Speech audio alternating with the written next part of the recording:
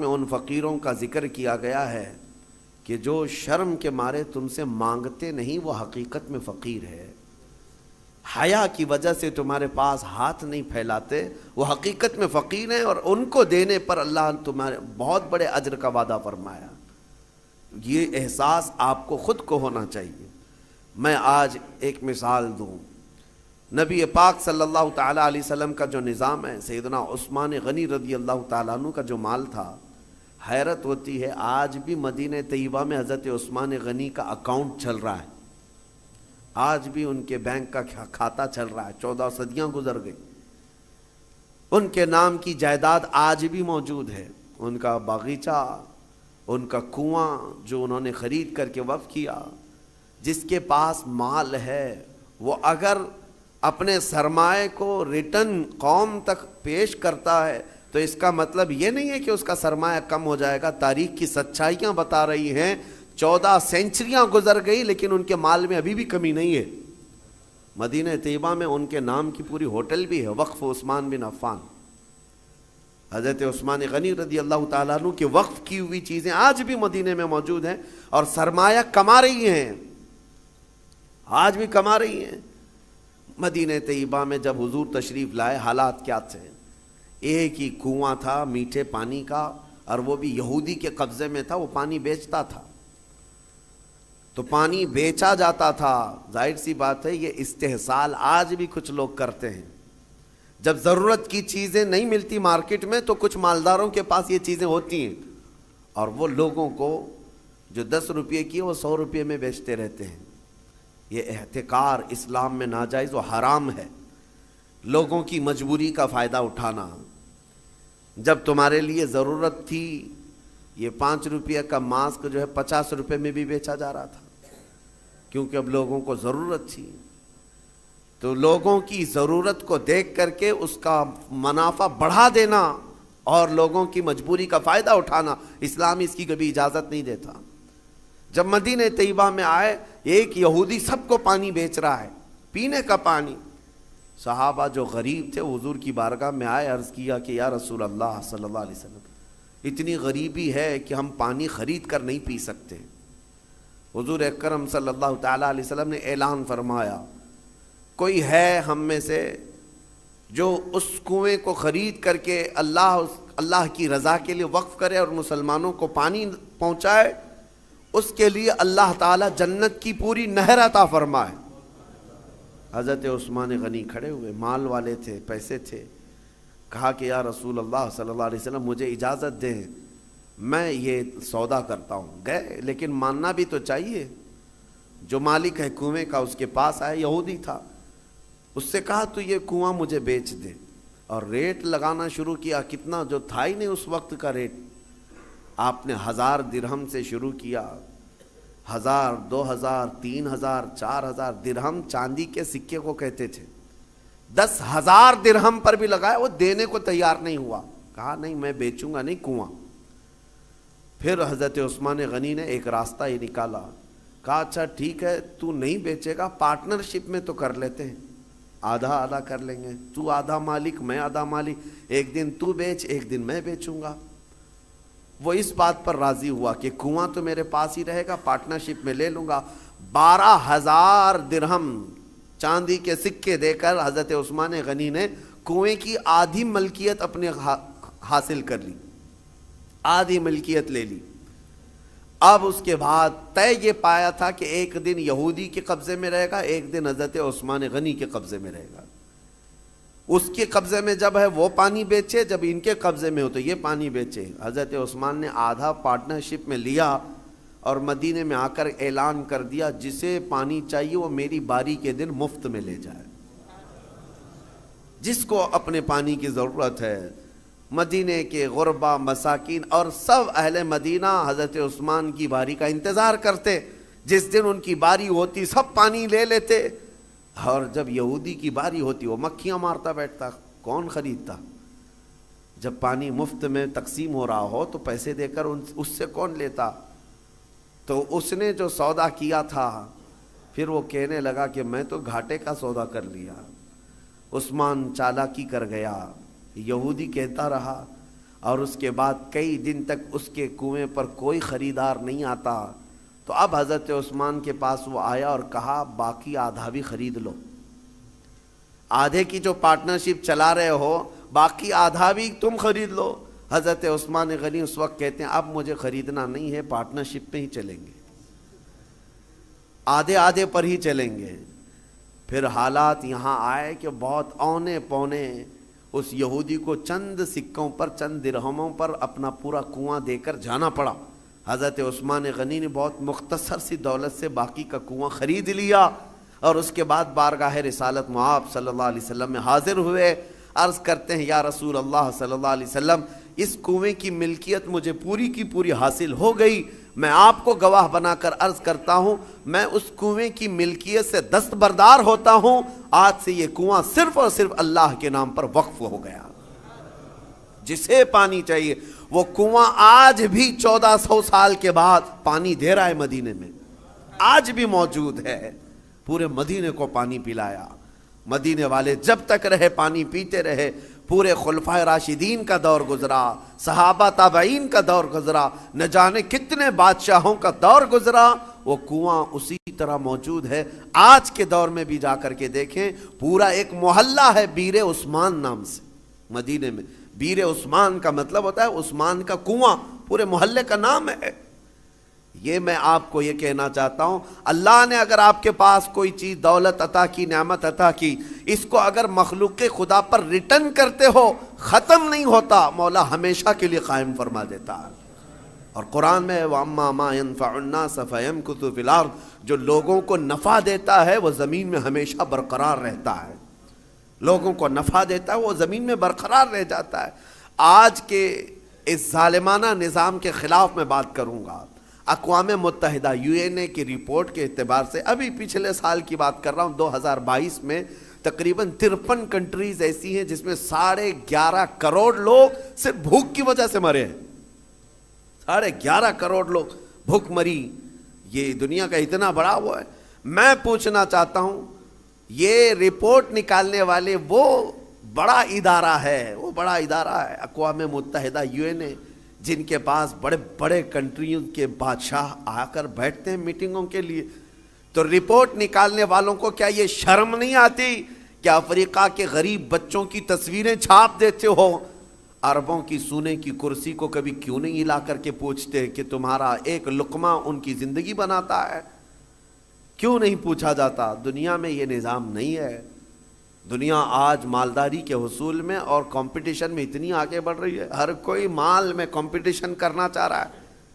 آج عربوں کی حالت بھی دیکھیں آپ جا کر، وہ اونچی بلڈنگیں بنانے میں ایک دوسرے کی دوڑ میں لگے ہوئے ہیں، کسی کو 150 منزلے کی بنانی ہے، کسی کو 200 منزلے کی بنانی ہے، اور ایسے ایسے پروجیکٹ پلان لوگوں کے درمیان متعارف کرانا چاہتے ہیں۔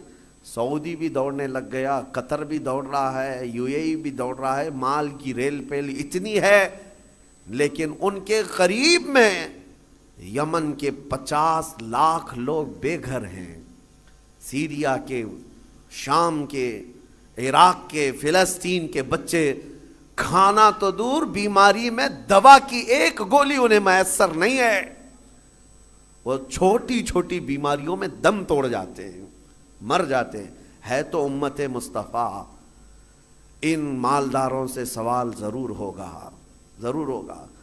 ان کے بغل میں، بلکہ ان کے سائے میں وہ تمام قومیں ہیں جو چیخ رہی ہیں، لیکن کسی کی چیخ ان کے کانوں تک نہیں آتی۔ آپ جا کر کے دیکھیں، کھانا ان کے کھانے کا طریقہ یہ ہے کہ 2-4 ہاتھ بڑے برتن پر رکھ کر کے عرب اس کو فیشن سمجھتے ہیں، باقی پورا کھانا گٹر میں پھینک دیا جائے، پورا کا پورا بکرا بنایا جائے، 2-3 چمچ اس میں سے گوشت نکال کر کے باقی پھینک دیا جائے۔ یہ ہم نے اپنی آنکھوں سے دیکھا ہے، 1-2 نہیں، کئی کنٹل کی تعداد میں کھانا اس طرح پھینک کر کے بہا دیا جاتا ہے، اور ایک طرف ایک بریڈ کے لیے، ایک روٹی کے لیے سیریا میں بچے دھوپ میں دن بھر قطار لگا کر کھڑے ہوتے ہیں۔ کوئی ریلیف بانٹنے والی تنظیم آتی ہے، اور جو لوگوں سے چندہ کر کے وہاں جا کر کے لوگوں کو خیرات کرنے والی کوئی تنظیم آتی ہے، ایک گاڑی آتی ہے تو بچے ایسے جھپٹ پڑتے ہیں جیسے چیل جھپٹتی ہے۔ ہمارے ساتھ ہوا ہے، ہم بس لے کر کے عراق میں جائیں تو بس کا دروازہ کھولنا مشکل ہوتا ہے، بچے اس طرح سے پورے دروازے کو لٹک جاتے ہیں۔ اکثر تو ہمیں یہ ڈر لگتا تھا کہ کوئی بچہ ٹائر کے نیچے نہ آ جائے۔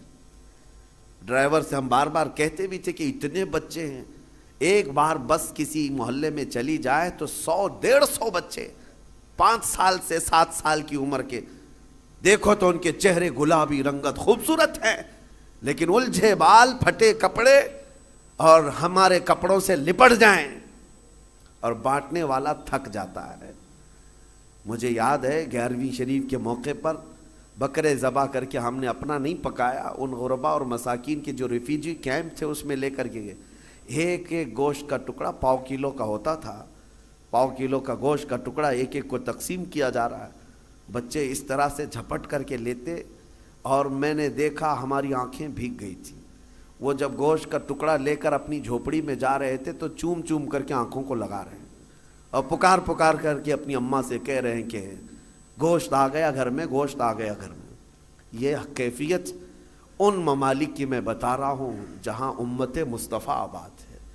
میرے عزیزو، یہ درد اس لیے کہہ رہا ہوں، ایک طرف سرمایہ دارانہ نظام ہے، اربوں کی پیسوں کی ریل پیل، دیکھو ان کو سونے کی کرسیاں بنانا ہے، سونے کے کموڈ بنانا ہے، ان کو لگژری گاڑیوں کا کلیکشن جمع کرنا ہے، اور کوئی امریکہ اور سپر پاور کنٹری کا کوئی بادشاہ آئے، کوئی بڑا لیڈر آئے تو اس کو سونے کی زنجیروں سے اور اس کو گفٹ سے بھر دینا ہے، لیکن ایک غریب کو 2 لقمے کھلانے کی ان کے اندر توفیق نہیں۔ یہ سارا مسئلہ صرف توفیق الہی سے ہے۔ اسی لیے رمضان المبارکہ میں ان لوگوں کا احساس کرو، اگر احساس نہیں ہے تو پھر جینے کا کوئی مقصد بھی نہیں ہے۔ احساس ہی سب سے بڑے ایمان کی طرف لے جاتا ہے۔ آپ کو یہ احساس ہونا چاہیے۔ میرے آقا صلی اللہ تعالیٰ علیہ وسلم نے حدیث میں فرمایا، من لم یہتم بامرنا فلیس منا، جو اس حال میں صبح کیا کہ میری امت کے بارے میں کچھ نہیں سوچا، وہ میری امت میں سے نہیں ہے، میری امت میں سے نہیں ہے۔ آج آپ تمام حضرات سے بھی میں یہی کہوں گا، تمہارا اپنا روزہ، آپ کو پتہ ہے روزہ آپ بھوکے پیاسے رہتے ہیں، لیکن اس کے باوجود جب اجتماعی طور پر کہیں افطار ہو رہی ہو، مسجدوں میں جاؤ یا کہیں ایسی جگہوں پر جا کر افطار کرو جہاں دوسرے لوگ بھی ہوں، تمہارے افطار تو کرنا ہی ہے، لیکن اپنے ہاتھ سے اٹھا کر اپنے ایک بھائی کو کھجور بھی دے دیا، اس کے روزے کے برابر بھی آپ کو ثواب ہے۔ اللہ تبارک و تعالیٰ نے یہ نظام تمہارے لیے رکھا ہے۔ صحابہ کرام فرماتے ہیں، ایک وقت وہ تھا رمضان کے روزے کی افطاری کا وقت قریب تھا، 70 صحابہ جو اصحاب صفہ میں ہیں نبی پاک کے حجرے کے باہر بیٹھے رہتے تھے۔ ایک دودھ کا پیالہ آیا ہے، چند کھجوریں آئی ہیں اور سب دسترخوان پہ ہیں، اور افطار کے لیے چند ہی لمحے باقی رہ گئے۔ نبی پاک صلی اللہ علیہ وسلم نے اپنے حجرے میں اندر دیکھا، حضرت عائشہ سے کہا کہ عائشہ باہر نظر کرو، کوئی باقی تو نہیں رہ گیا، کوئی مسافر، کوئی اجنبی تو نہیں ہے۔ حضرت عائشہ کہتی ہیں وہ کھڑکی سے اندر سے جھانک کر دیکھتی ہیں، جنت البقیع قبرستان حضور کے حجرے سے تھوڑی دور پہ ہے، ایک درخت تھا غرقد کا، اس درخت کے نیچے کوئی ایک مسافر آیا ہے اور الجھے ہوئے بال ہیں، کہیں لمبے سفر سے آیا، وہ اپنی سواری کو باندھ رہا ہے۔ حضرت عائشہ نے کہا یا رسول اللہ صلی اللہ علیہ وسلم، کوئی دور کا مسافر لگتا ہے اور غرقد کے نیچے کھڑا ہے، افطار کرنے کے لیے میرے آقا بیٹھے، چند لمحے باقی رہ گئے تھے۔ صحابہ کہتے ہیں حضور دسترخوان چھوڑ کر اٹھ گئے، میرے آقا دسترخوان چھوڑ کر اٹھ گئے اور چل کر کے گئے، اور جب اس کے پاس گئے تو اس سے پوچھا کہاں سے آئے، وہ بڑا لمبا سفر کر کے آیا تھا، اور حضور اکرم صلی اللہ تعالیٰ علیہ وسلم نے اس سے پوچھا کہ یہاں آنے کا مقصد کیا ہے؟ آنے والے نے کہا میں محمد صلی اللہ علیہ وسلم سے ملاقات کے لیے آیا ہوں، میں انہیں دیکھنے آیا ہوں۔ حضور نے ہاتھ پکڑ کر طلب کیا کہ چلو ہمارے ساتھ، اور حضور اکرم صلی اللہ تعالیٰ علیہ وسلم لا کر کے اس کو دسترخوان پر بٹھائے، اور جب دسترخوان پر بیٹھا ایک دودھ کا پیالہ تھا، حضور نے پیش کیا، وہ آیا ہوا مسافر پورا دودھ پی گیا۔ یہاں کسی کے لیے سب روزے والے لوگ ہیں، دودھ پی گیا۔ نبی پاک صلی اللہ تعالیٰ علیہ وسلم مسکرائے اور کھجور حضور نے اپنے منہ سے تھوڑی سی کھائی اور صحابہ کو دیا. صحابہ کہتے ہیں ساروں نے وہی کھجور کھائی, سبوں نے وہ کھجور کھا لی. اب اس کے بعد وہ بندہ پوچھتا ہے محمد کہاں ہیں؟ جو آیا ہوا ہے وہ کہتا ہے محمد کہاں ہیں؟ نبی پاک صلی اللہ تعالیٰ علیہ وسلم نے اس وقت تک اسے احساس ہونے نہیں دیا میں اللہ کا رسول ہوں. سب سے پہلے اس کا پیٹ بھر جائے, سب سے پہلے اس کی ضرورت پوری ہو جائے. پھر صحابہ نے کہا تیرا ہاتھ جس نے تھاما تھا وہی اللہ کا رسول ہے, وہی محمد عربی صلی اللہ تعالیٰ علیہ وسلم ہے. اے احساس ہے میرے عزیزو, آج اللہ تعالیٰ نے کوئی چیز تمہارے پاس دی ہے تو ذخیرہ اندوزی کے جرم میں کبھی مبتلا مت ہونا. ذخیرہ اندوزی کا مطلب یہ کہ خزانے جمع کرتے رہو کرتے رہو. قرآن کہتا ہے والذین یکنزون الذهب والفضة ولا ينفقونها في سبیل اللہ فبشرهم بعذاب علیم. اللہ فرماتا جو خزانہ جمع کر رہے ہیں, سونا چاندی ذخیرہ کرو ذخیرہ کرو, تمہیں جتنا جمع کرنا ہے جمع کرو, لیکن اس کا حق ادا نہیں کیا, اس کی زکوٰۃ نہ نکالی. اللہ فرماتا ہے اے حبیب ان لوگوں کو بشارت دے دیں دردناک عذاب کی. یوم یحمى علیہا فی نار جہنم فتکوی بہا جباہہم وجنوبہم وظہورہم ھذا ما کنزتم لانفسکم فذوقوا ما کنتم تکنزون. قیامت کے دن اللہ فرما رہا ہے اس دن آگ تپائی جائے گی جہنم کی, اور پھر یہ جو لوگ ذخیرہ اندوزی میں ملوث تھے ان کی پیشانیوں کو داغا جائے گا, ان کی پیٹھ کو داغا جائے گا, ان کے دونوں بازوؤں کو داغا جائے گا, اور پھر ان سے کہا جائے گا چکھو یہ تمہارا وہی مال ہے جس کو تم جمع کر کے سانپ کی طرح بیٹھے رہتے تھے. اگر اللہ نے دیا خوب جمع کرو خوب حاصل کرو, لیکن اس کا حق بھی ادا کرو, اس کا حق